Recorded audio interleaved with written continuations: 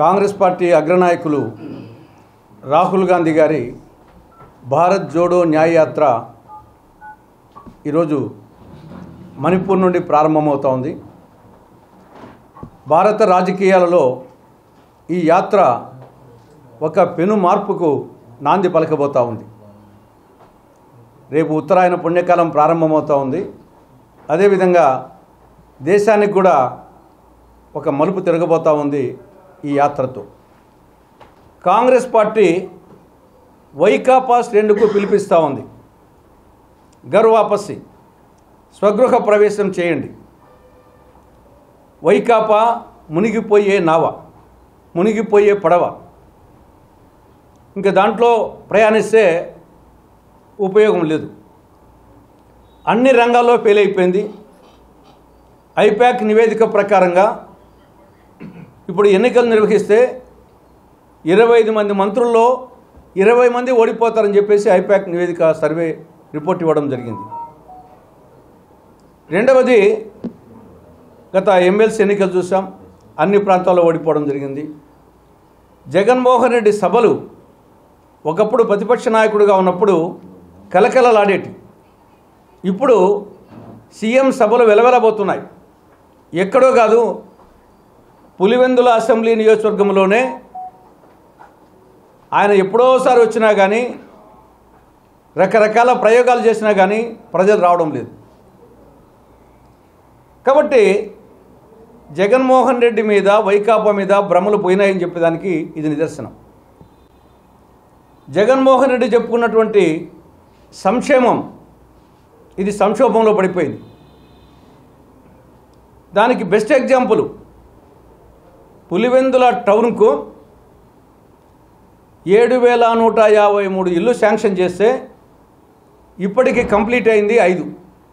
ఇది ఒక్కటి చాలు జగన్మోహన్ రెడ్డి పాలనలో సంక్షేమం ఏ విధంగా ఉంది అని దానికి. కాబట్టి చాక్లెట్ ఇచ్చి నెక్లెస్ దొంగిలించినట్టుగా జగన్మోహన్ రెడ్డి పాలన సాగుతూ ఉంది.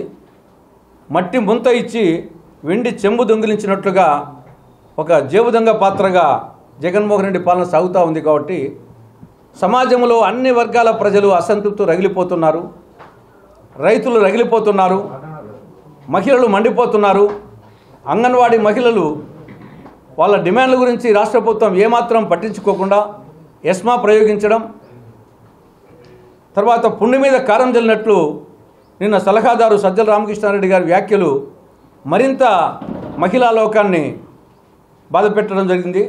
కాబట్టి సమాజంలో అన్ని వర్గాల వాళ్ళు అసంతృప్తి ఉన్నారు. కాబట్టి అది మునిగిపోయే పడవ.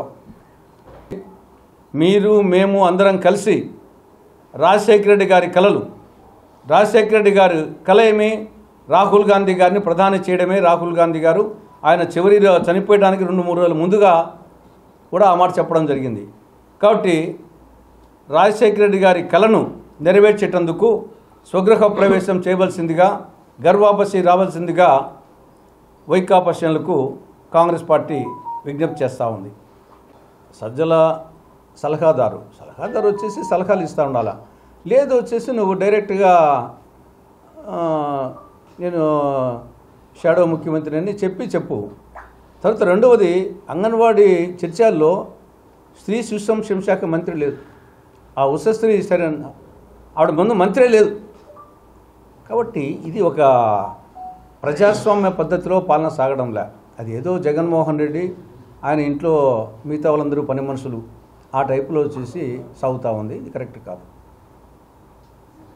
ఆవిడ వచ్చినా రాకుండా ఇవన్నీ చాలామంది టచ్లో ఉన్నారు. ఓవరాల్గా కాంగ్రెస్ ఇమేజ్ పెరుగుతూ ఉంది. ఆ నేపథ్యంలో ఆవిడ కూడా రావడం జరిగింది.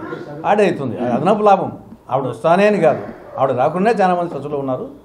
రాజశేఖర రెడ్డి గారి బిడ్డగా, ఒక నాయకురాలుగా ఆవిడ వచ్చినప్పుడు ఆటోమేటిక్గా అదనపు లాభం.